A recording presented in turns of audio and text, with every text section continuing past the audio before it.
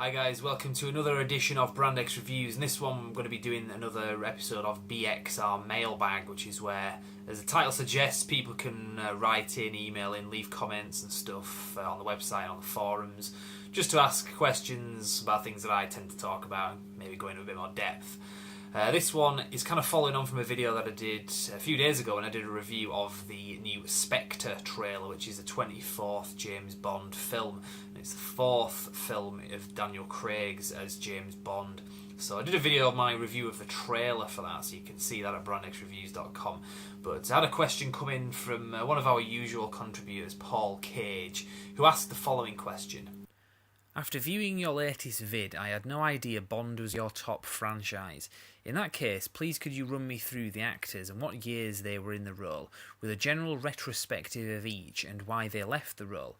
Also, could you please explain Never Say Never Again? I do not understand how people say it is not official. Sorry to waffle, but wasn't there a comedy Bond film called Casino Royale? Yeah, that's correct. There was a comedy version of Casino Royale. That was the first book that was written by Ian Fleming. I believe it was 1953 that it was written or published anyway, which was about a decade before they started doing the Bond films. And the rights were actually sold, the movie rights were sold to, I think it was an American company at the time, and it was a TV movie. They had an American playing James Bond. This was late 50s, early 60s. I haven't seen it, I can't remember. It was a black and white job anyway. And it was an American guy that played James Bond. In fact, I think he was called Jimmy Bond. And from what I understand, quite terrible. Didn't have the kind of heart and soul of James Bond in the traditional sense. So when Eon Productions came about to do the James Bond films beginning in 1962 with Dr. No with Sean Connery, they weren't doing the James Bond films in the same order that the books came out. Because of the fact that this American company had done the Casino Royale film, TV movie first, they got the rights to it, that kind of thing, and they couldn't make that film at that time, so they just kind of winged it, I guess. They were going to do, I believe they were going to do Thunderball as the first film, but again, legal rights with that book in particular, because it was, in a sense, co-written, or at least some of the concept stuff was disputed, that it wasn't just Ian Fleming's work, it was this guy called Kevin McClory who had made a claim that it was his intellectual property, some of the ideas for that book. So Thunderball wasn't the first film that they were going to make, it was Dr. No, that was the first one they went with, and they didn't do Casino Royale for the reasons I've just mentioned. They did eventually do a Thunderball film, which was the fourth film in the actual MGM franchise, the Eon Productions franchise. That was the fourth film with Sean Connery, that was made in 1965. So the first films before that, we had Dr. No, then you had From Russia with Love in 1963, which was kind of pretty much double the budget of the first film based on the success of that first film, Dr. No. Then they did Goldfinger, which was kind of even more aimed at an American audience. A large portion of that film was actually set in America as well, just kind of appealed to American audiences. Because at this point, Bond Mania was just going mental. Like I said, the fourth film was Thunderball, that was in 1965, so that's 50th anniversary of that is this year actually. And that one was really something else in terms of the scope of the film and just the cinematography and everything. Really put a lot into that film. And as I say, that was produced, I think it was executive producer or whatever, Kevin McClory, the guy that disputed Ian Fleming's ownership of the book and the movie rights. Well, Ian Fleming had passed away at this point when they made the film Thunderball, but he was offered this and took up this part with the making of the film Thunderball, which was to do with Blofeld and Spectre and other characters, Dominique Duval, also known as Domino, and the bad guy Largo as well, Emile Largo I think it was. Those are the villains in that film, the characters in that film. And that film, as you ask, was tied in with a later film called Never Say Never Again, which came out in 1983 and starred Sean Connery. But that film was just a remake of Thunderball, and it was not made by Eon Productions. Any of the people that made the James Bond films as we know them, Never Say Never Again, was a counter-franchise, essentially, to the James Bond franchise. And it kind of has a legitimacy, a feel of legitimacy to it because it had Sean Connery in it. It's like, well, Sean Connery is James Bond. He's a favourite, and this is a James Bond film with Sean Connery. How can it not be an official one? How can it not be counted? Well, as I say, it wasn't made by the same people. The film is a remake of Thunderball. Plot-wise, it doesn't fit with the other films. It doesn't have any of the real things that we associate with the James Bond films, at least up to that point anyway, like the gun barrel opening sequence, all that kind of stuff, just little things like that. And also the film sucked as well. I haven't watched it all the way through, granted. I made an attempt to watch this film about 15 years ago. It was painful to watch. It was terrible. Even though it had Sean Connery in, which was really kind of painful to watch. But that film came out the same year as Roger Moore's Octopussy. Every time I say that word, I just want to wince. But it was released in the same year, and Octopussy actually did a lot better critically and financially, and success at the box office, did a better result than Never Say Never Again. So that's what the situation was with the Never Say Never Again film. Because again, it was Kevin McClory, this guy who just would not let it go, the whole thing with Thunderball and these characters from that book. So, and it went on for a lot of years. I mean, I think he passed away around about nearly 10 years ago, something like that, 2006, 2008, so I can't remember exactly when. But it wasn't until he passed away that a lot of the court injunctions that he had filed were actually kind of released on his death, and the rest of his family just kind of let it go. Which is why now we are finally returning to Spectre, because there are no more court cases against Eon Productions. If you want to know more about this, I could kind of ramble on about it, but I would recommend you watch this documentary called Everything or Nothing. It came out of the cinema in 2012, this documentary. It's a James Bond film franchise story as told from the point of view of Eon Productions. And it's really well made, and it's got a lot of interviews and stuff with all of the James Bond actors apart from Sean Connery, I believe. If they did use interviews from him, I think it was archive stuff. I watched it a couple of months ago. It's not too fresh in my memory. But, so yeah, I definitely recommend that if you want to know more about that, because I could kind of go into more detail, but you're probably best hearing it from that. So that's the Never Say Never Again thing. Now, Casino Royale, as I say, they did originally as a film before they actually started the main James Bond franchise, a TV movie. But yes, you are right, they did in 1967, which was the same year that You Only Live Twice came out. There was a kind of a spoof version, because again, rights kind of went on to various people, from what I understand, and they made a spoof version with David Niven, and I think it was Woody Allen as well, and a few others. Peter Sellers, maybe, I can't remember, but it was a silly spoof. It's not a very good film in my opinion. In its own right, it probably is, but as a James Bond fan, yeah, no, it's Austin Powers kind of thing, basically. It just happens to be they had the rights to a James Bond book, which was a waste, really. When the rights went back by 2006, we got to see Eon Productions' Casino Royale, the film we'd been waiting for, and Casino Royale is a great book as well.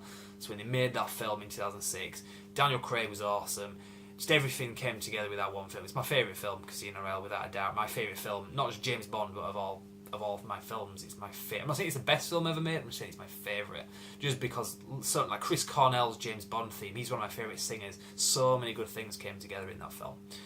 And it was loyal to the book in a sense, like little bits kind of used in that film. So that's the story anyway about Casino Royale, the spoof version. So I've kind of covered Never Say Never Again, and I've also covered the Casino Royale spoof. Now, there's a few other interesting little things. Like I say, because of that court injunction with Eon Productions and Kevin McClory, I don't know if it's a court injunction as such, but it was court battles, that's legal battles. Eon Productions actually ditched the whole Spectre Blofeld stuff with Diamonds Are Forever, which was Sean Connery's 6th film, but it was the 7th James Bond film, because George Lazenby kind of took over for one film in 1969, which is a good film. I liked it. A lot of people didn't, but a lot of people do. It's kind of a polarising subject, is that film. But yeah, the last film that they really did with Spectre and Blofeld was in 1971. Now, a lot of people are going to say, well, actually, Joseph, you're wrong, because Blofeld was in a film 10 years after that, in 1981. A Roger Moore film called For Your Eyes Only, the pre-title sequence, had Blofeld in it. He was in a wheelchair, bald, he had a cat, and he was killed. He was thrown down this chimney. Well, actually, officially, that's not Blofeld. I mean, you know, let's not kid ourselves. That's Blofeld. We know it's Blofeld. But officially, that is just wheelchair villain. I think that was kind of an up yours to Kevin McClory, really, because they hadn't really finished off the Blofeld character in a sense. They hadn't definitively killed him. And so what they did was, instead of saying, right, this is Blofeld, we're going to have him in this, they just had a character that looked like Blofeld, but wasn't actually him. It was him. At the beginning of this film, and they kind of threw him down a chimney and said, kind of like, say, up yours to Kevin McClory. That's Blofeld, but it's not officially him. But the people that are watching this film know it's him. So you might remember that bit anyway. So that is kind of brings us to where we are today with Spectre in terms of the whole Blofeld issue, because now Kevin McClory passed away some time ago, a few years ago, within the last decade, I believe. And the legal issues have pretty much been resolved. Well, they've been resolved to the point where Eon Productions can now comfortably make a film with Spectre, with Blofeld, presumably, as I discussed in my last video, and just go there again to a place that they haven't been with this franchise since 1971. And hopefully they're going to do a really good job of it. And they don't have to, like I said, they don't have to worry about the legal issues.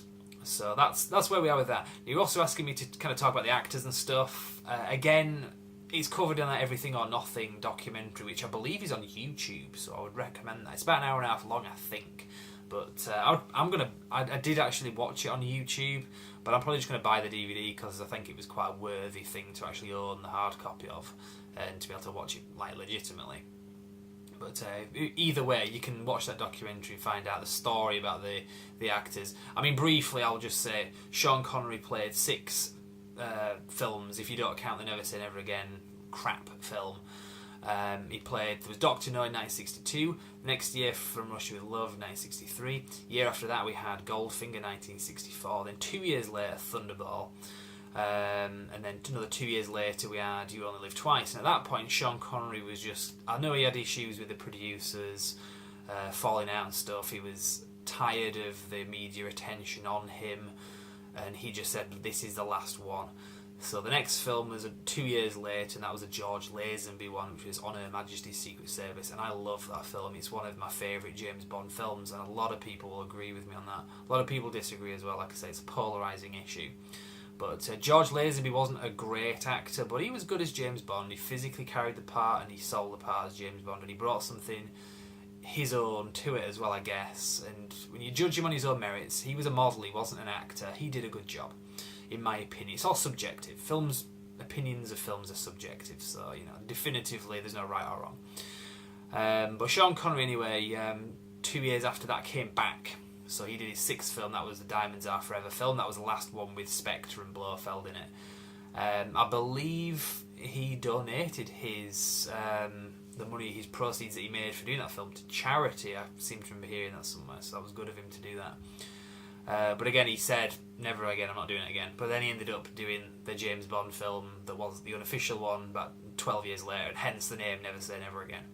But we're not going to talk about that because it's crap. So then they basically recast. Now, kind of rewinding, going back to George Lazenby, he wasn't a great actor. He didn't do very well critically, so he just kind of washed out of the thing. So they went with Roger Moore anyway for the film after Diamonds Are Forever, the last Sean Connery film. And Roger Moore was somebody who'd seen a lot of success in a lot of spy stuff in the UK, namely The Saint. It was kind of James Bond-esque thing, like Mission Impossible, all those kind of spy TV shows. So he got the gig as James Bond with the first film that he did, which was Live and Let Die in 1973. Now, Roger Moore has actually done the most amount of James Bond films, if you don't count that crap Never Say Never Again film. He's done 7 films, so he started in 73. The next film, 1974, late 74, early 75, depending which country you're in, was The Man with the Golden Gun. The next film after that, there was a bit of a gap, 2 or 3 years. The next film after that was The Spy Who Loved Me. And then that was the one that introduced Jaws. So Jaws was in the next film, Moonraker, because he was a quite fan favourite. Then the next film was For Your Eyes Only, 1981. That was the year. I think it was released the day I was born, that film, I seem to remember. I don't know if it was in the UK or America, but I seem to remember that's kind of irrelevant anyway. But yeah, that was the one that had wheelchair villain, aka Blofeld, but officially it's not Blofeld. The next film after that was in 1983. That was Octopussy. That was the same year that Never Say Never Again came out. And then the last film that Roger Moore did, which is my favourite Roger Moore film, is View to a Kill. And I love that film. That was brilliant. It was really cheesy though, and like Roger Moore says, he stopped doing the James Bond franchise when they ran out of villains, heavies that looked big enough for him to knock down, or didn't look big enough for him to knock down, or however you look at it. It's quite funny. I like Roger Moore. He brought a really good sense of humour to the part as well, which kind of not been seen as much in the previous films.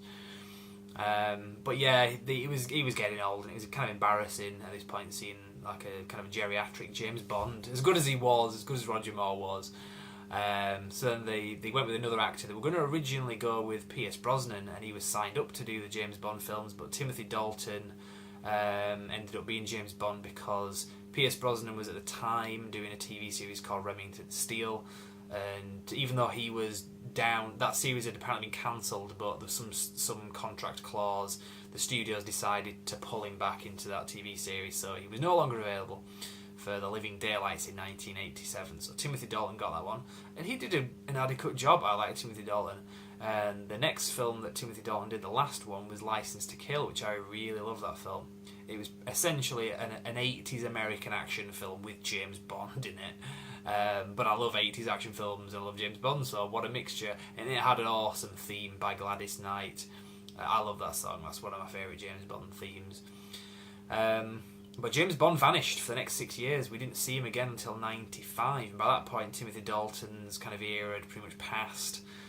So they went back to Pierce Brosnan, who was now available, and they did GoldenEye. And it was a great triumphant return for James Bond. It was an interesting era because the Cold War was over, the Berlin Wall had come down, all that stuff. And so, what place did James Bond have in this kind of brave new world, well, of 1995, 20 years ago? It was an interesting question. Well, the film acquitted itself so well. It was a great success. It's Pierce Brosnan's best film, in my opinion, best James Bond film. The next film, Tomorrow Never Dies, was kind of a bit more silly action, but it was a great film, and that was in 97. And then he came back another 2 years later for The World Is Not Enough in 1999. And there wasn't another James Bond film for 3 years after that, with Die Another Day in 2002, and that was really getting silly at that point. And I don't think the director of that film, Lee Tamahori, really respected the previous James Bond films, and it felt embarrassing. It was a Star Trek V of the series. It was embarrassing. It was like a bad parody of itself at times. It had its good moments, but it was just, what were they thinking? Madonna, seriously? They were so proud that she was doing the theme. They actually put her in the film as well. Seriously? Just terrible. Really not a good James Bond theme, and that just killed it for a few years. And as I've said, I did a Daniel Craig James Bond film retrospective last year, so I kind of get into more detail about the Daniel Craig films there. But Pierce Brosnan's last film really wasn't going where the James Bond franchise should have gone, and it was after 9/11 as well, so the whole issue of action films was really kind of not as romantic as it once was in the 80s and 90s. Seeing buildings blow up and stuff wasn't quite the same as it once was. So you had your Bourne Identities, those kind of thrillers, those legitimate adult themed films with the new James Bond films, which is ultimately where they've gone with the Daniel Craig films. As I've said this in my Daniel Craig retrospective, I would recommend you watch that from this point. I think that's pretty much covered it. I've really rambled here, but I hope that answers your question, Paul, anyway. James Bond, as I've said, is my favourite franchise above anything else, above Star Wars, above Marvel. It's something that I've just loved for a long time and could just ramble on about all day. So I hope that in this video I've said some interesting stuff that you didn't know. I guess I could probably do another one, but I've been on this for like 20 minutes now, so I think I'll leave it there. Let me just check over your question again. So yeah, you're asking about the actors, why they left the role, retrospective of each film, why they left the role. I guess I kind of have done that. And Never Say Never Again, Casino Royale. I've covered your questions, I believe. So I will leave it there. Looking forward to Spectre, obviously, when that comes out at the end of the year. There is a new trailer. If you haven't seen that yet, definitely check it out because it's very interesting. And if you have seen the trailer and want to see me talk about that, check out the last video I did at Brandex Reviews because I kind of covered that for about 10 or 15 minutes. I'm going to leave it there. So if anybody else has got any questions or submissions they want to do to Brandex Reviews, mailbag, please do so. You can do that at the YouTube channel, the Facebook page, or on the website. There's information about that to follow. How you can get access to those, and if you've got anything to say about this, anything that I've said that you either got wrong or you want to kind of ask me to speak about in more detail, just let me know. But for now, I will leave it there. Thank you very much for watching, and thank you very much, Paul, for the submission.